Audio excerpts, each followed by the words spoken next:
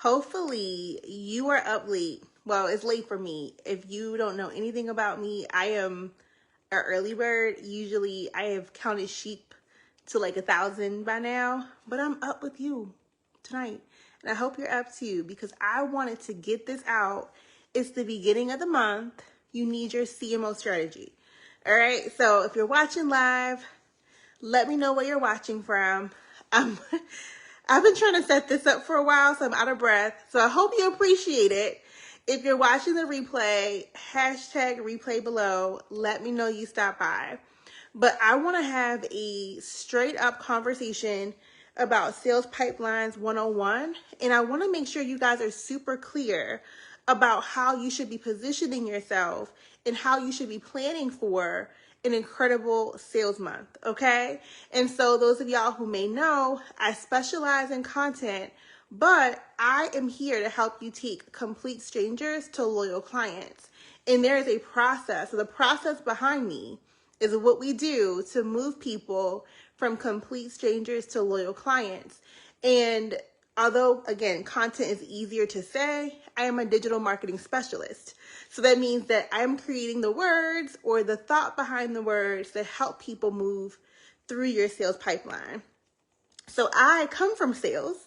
Some of y'all know that, some of you guys don't. I built my first business running a sales team.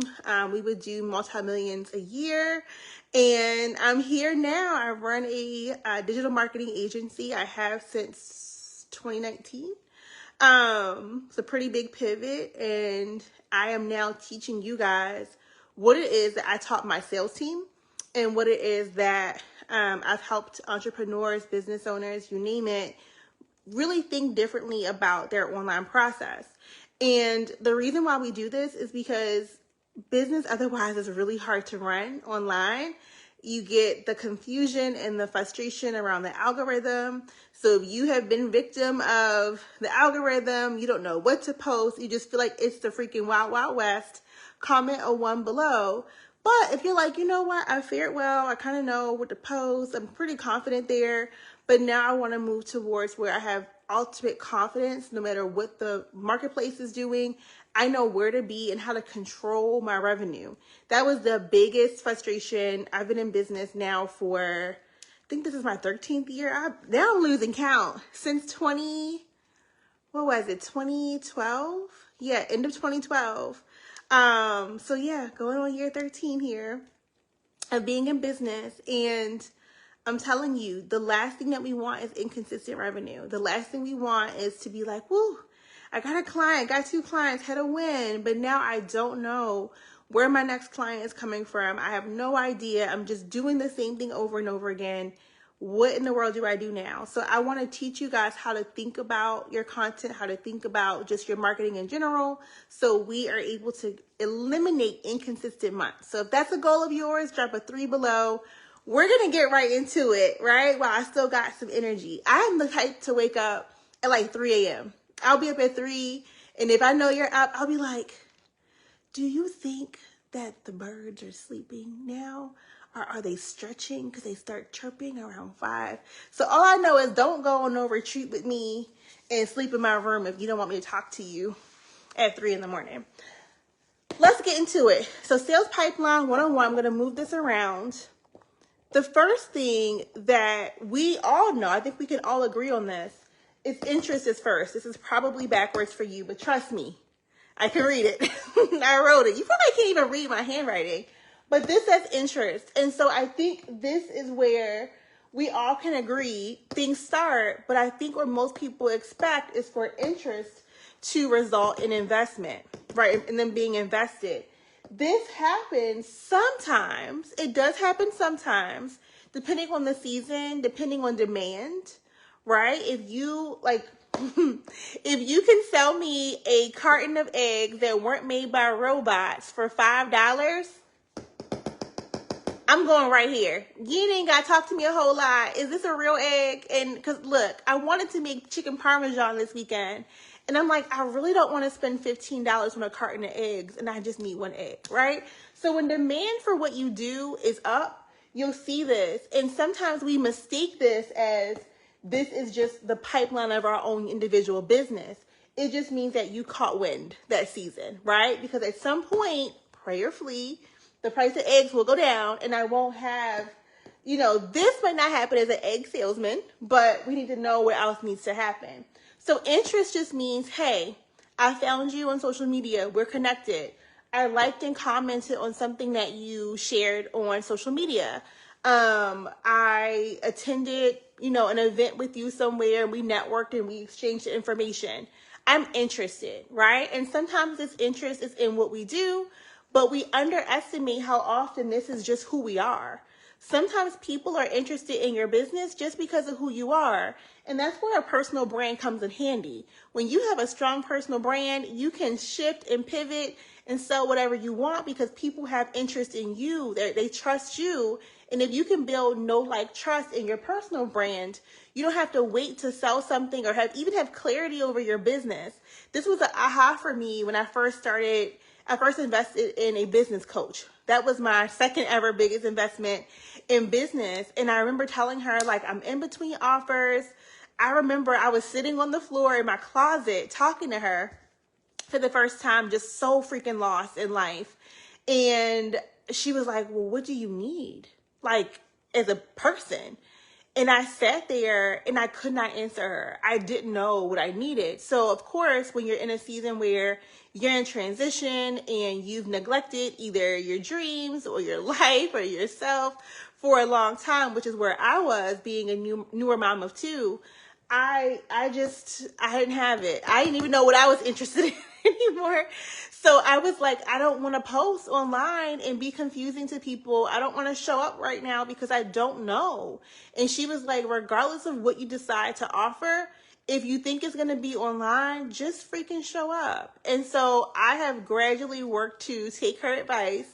And now, even in seasons where you might think, oh, Patrice, no, I literally go back to drawing board often because I'm not just looking for offers, I'm looking for longevity, right? I want to offer things that no matter what happens, again, shout out to the caregivers, right? Because it's not just parenthood. I've had seasons where I was the caregiver to my grandmother. And so I remember changing my daughter's diapers and my grandmother's diapers, right?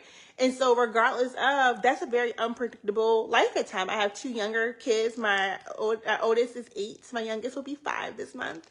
So again, all of that said, if you're watching this and you're like, you know what, I don't know what I want to do this season. It does not give you permission to shut down. You need to gain interest in your personal brand. Okay. So that's going to be where you start. So we got people interested. They are liking and commenting. We're building know, like, trust here, right? This is going to primarily, again, come from your content or your networking. Then we're going to go into investigative, right? So I'm going to move this over. This is the second step. And this is where people start to get a little bit frustrated because they expected people to go from interest to invested. They didn't. So they're irritated by this step when this step is extremely necessary, right? This is the curious phase. This is the let me binge your content phase. This is the let me just hang around and see phase. This is where if you are not hosting online events, you're missing out on a big chunk of your money. I was married to a salesman and I learned a lot of things through that marriage. And I was taught the 80-20 rule. And that was 10% of people will say yes at any given time. 10% of people will say no, regardless of what you offer. I mean, you can hand them $1 million and they're going to say no. But the 80% of people are going to fall in these other phases of your sales pipeline. And so if you're not able to provide them with the right information when they're investigating, you're not going to close them. And so a lot of people forget they get the 10% sometimes from interest into invested, right? And then they're like, man, it's inconsistent. Yes, because you have not provided enough opportunity for folks to investigate their know, like, trust in you. Investigate your expertise. Investigate why you are the best fit for what they have. So they can go to anybody, but why are you the best fit for their particular problem? I'm going to say it a third time. Why are you the best fit for their particular problem?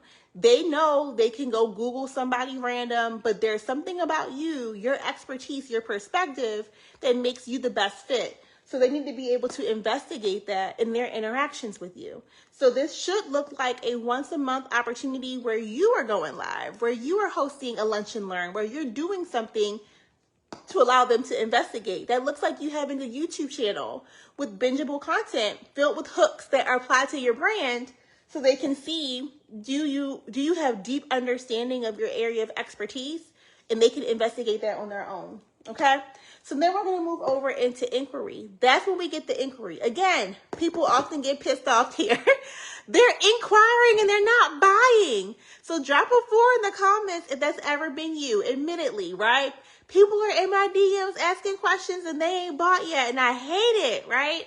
That is just part of the process. And I think when we release the frustration or have complete knowledge of this process, we stop getting frustrated and we start getting excited. We start to realize that people are moving through our pipeline, that this is how it's supposed to function. If you're going to have a functional, again, business that's consistently producing revenue, there are going to always be people in these different phases. And as long as you're doing the consistent activity, you're going to see them move through. So that inquiry could be they sliding your DM. It could be that you noticed that they were interested, right? They were liking and commenting. They were engaging with your content in some way. And you went ahead and you were like, hey, let's connect in some way. And so sometimes what I'll do, and I do this pretty often, is that if I see someone is interested in my content, I might make the inquiry. I might message them and invite them to something in which they can investigate me. So I'll tweak this a little bit to help move people through the sales pipeline a little bit faster, right? So my last investigative event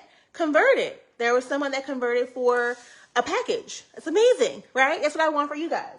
And so the inquiry, again, could also be having some sort of discovery call. We had a season where, oh my gosh, close people in the DMs without a call, right?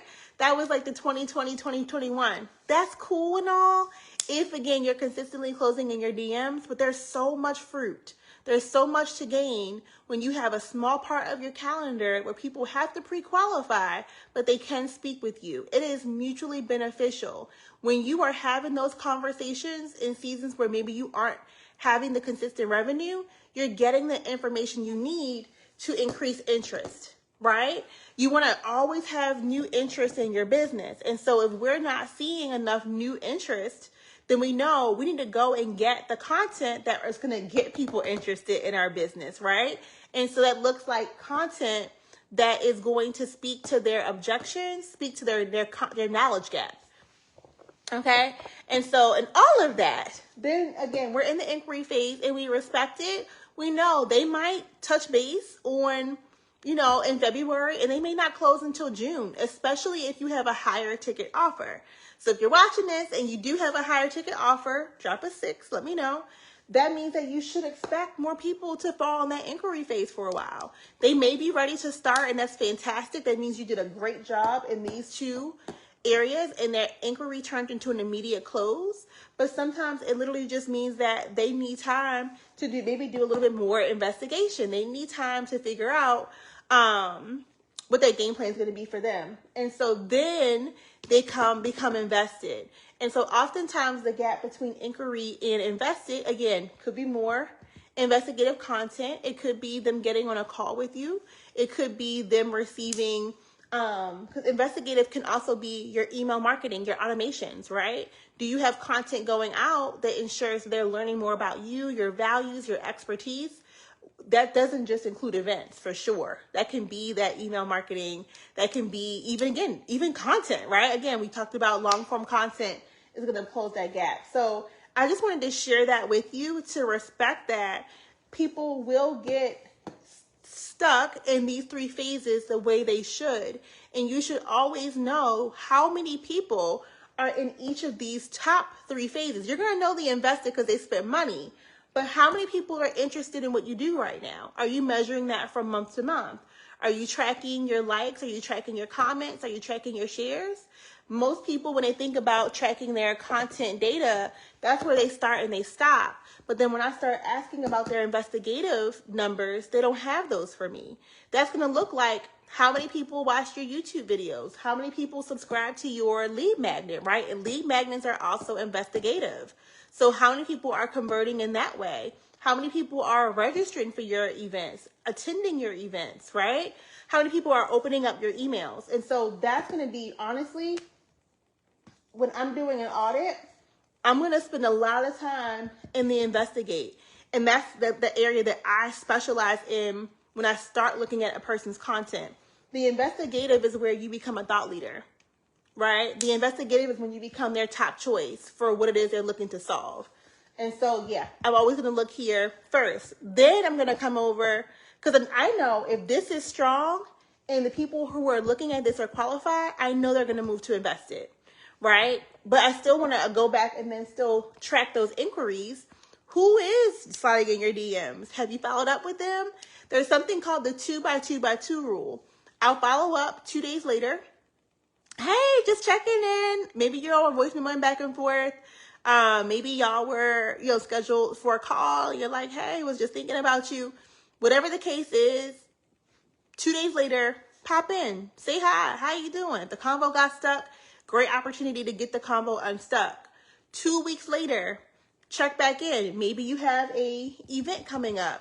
Maybe you dropped a YouTube video that reminds you of the conversation that you guys had. If you guys maybe did a longer voice memo or you guys hopped on a call, and you can say, hey, if I'm being transparent, you inspired a video, you inspired a blank, you inspired a freebie, and I made something new. I'd love to share it with you, right? Because that will help to hopefully close whatever it is objection-wise that they have into working with you.